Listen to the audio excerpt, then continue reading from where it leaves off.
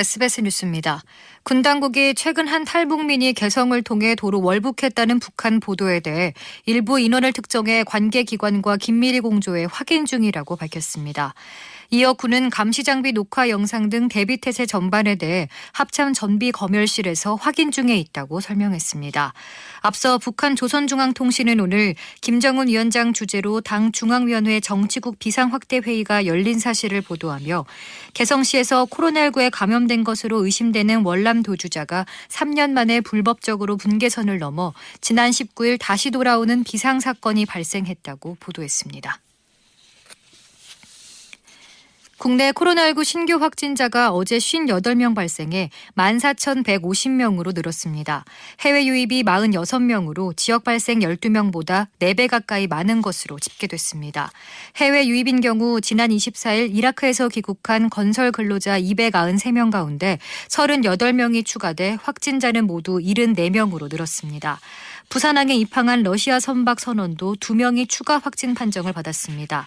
정부 서울청사를 비롯해 사무실, 교회, 요양시설 등을 중심으로도 감염이 계속되고 있습니다. 한편 정세균 국무총리는 해외 유입 확진자가 빠르게 증가함에 따라 외국인 치료비를 본인이 부담하도록 방안을 추진하겠다고 밝혔습니다. 전 세계 코로나19 누적 환자가 1,600만 명을 넘어선 것으로 미 존스홉킨스 대학이 집계했습니다.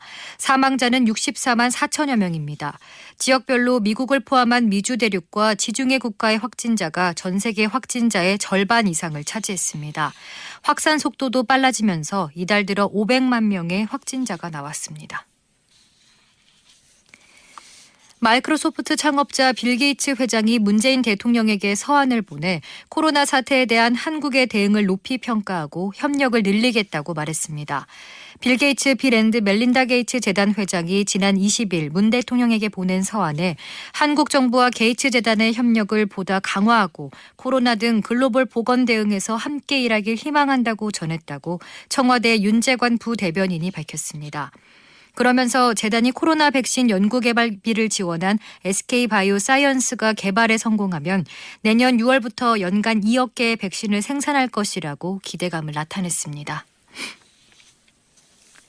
집값 안정화를 위해 수도권 주택 공급 방안을 준비하고 있는 정부가 기존 3기 신도시 외 다른 주요 택지에서도 용적률을 상향해 주택을 더 짓는 방안을 검토합니다.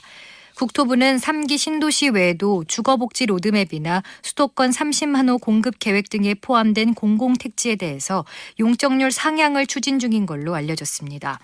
이 같은 방식으로 공급 확대 방안을 추진할 경우 수도권에 최대 10,000가구 이상 추가 공급할 수 있다는 겁니다. 정부는 이르면 이번 주 수도권 주택 공급 확대 방안을 발표할 걸로 알려졌습니다. 박지원 국정원장 후보자에 대한 인사청문회가 내일 열립니다. 박 후보자에게 고액 후원금을 건넸다는 의혹을 받는 이건수 동아일레콤 사장이 유일한 증인으로 채택됐지만 건강상 이유로 불출석 사유서를 제출하면서 청문회는 증인 없이 열리게 됩니다. 청문회에선 박 후보자의 학력 위조 의혹과 대북 송금으로 실형을 살았던 이력이 주요 쟁점이 될 걸로 보입니다. 날씨입니다.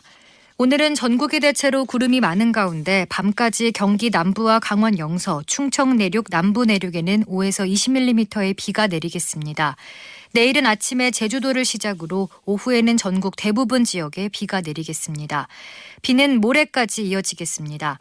특히 남부지방에는 최대 200mm의 많은 비가 내리겠습니다. 내일 낮 최고 기온은 서울 26도 등 전국이 23도에서 28도가 예상됩니다. 서울의 현재 기온은 28도, 습도는 61%입니다. 주시은입니다. 뉴스를 마칩니다. SBS